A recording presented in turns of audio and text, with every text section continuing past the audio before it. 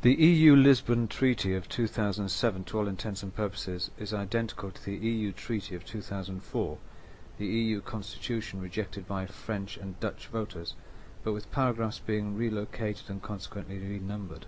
Page 412, Article 21 of the Charter of the Lisbon Treaty is identical to Article 281 in the EU Treaty of 2004 and states, "Any discrimination on the basis of sexual orientation or any other factor is prohibited." In all previous treaties, such as the Nice Treaty, there is a protocol which excludes pedophilia from the prohibition of discrimination, NJS 16 org. Staggeringly, in the Lisbon Treaty, and also according to the view of the EU Information Office, there is no protocol on pedophilia.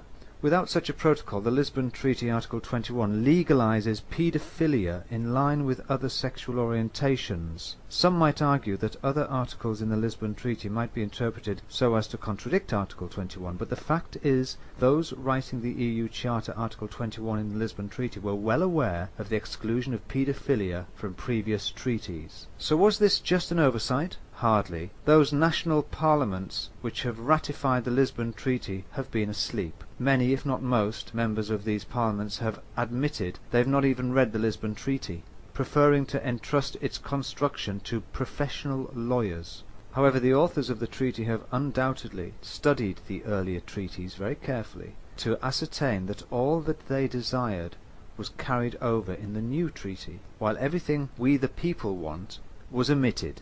Government officials, therefore, have quietly but deliberately chosen to preserve the nasty crime of pedophilia so that it is now in our culture. Why? Well, the explanation is simple. They want to placate the Arab Muslims.